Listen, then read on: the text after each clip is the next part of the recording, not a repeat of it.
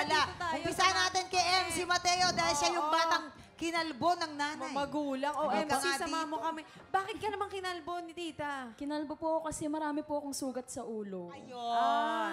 Ay, Opo, dala po sugat. siguro ng mainit na panahon po nung time na yun. Okay. Nakamot mo, gano'n. Opo, Kaya pala ikaw, nakamot Chad po. Kinis, ganoon din. Marami ka rin sugat. Hindi naman. Joke lang, joke lang. Tama. Hindi. Yung kaya naman kinalbo yan, nag-init ang ulo ng nanay. Ganito anak mo, hindi mag-iinit ulo mo.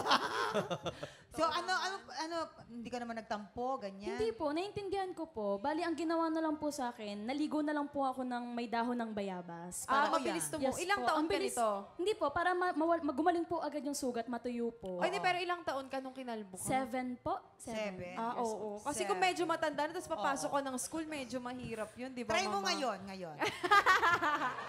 Ako Yan. po. Ikaw ba? May time ba na kinalbo ka na ng mama mo or papa wala mo? po. Ha? Wala po. Bakit? Kasi sobrang... Wala. Ha? Bakit? Ha? Kailangan ba yung magpapakalbo? Hindi, minsan kinakalbo talaga para yung tubo ng buhok mas Kumapal, kumapal. mas kumapal, Di ba may ganun. ganun? Parang ano din yung Oo. mata din niya. Yan, sinagot ko Thank tuloy ko, you. Kim.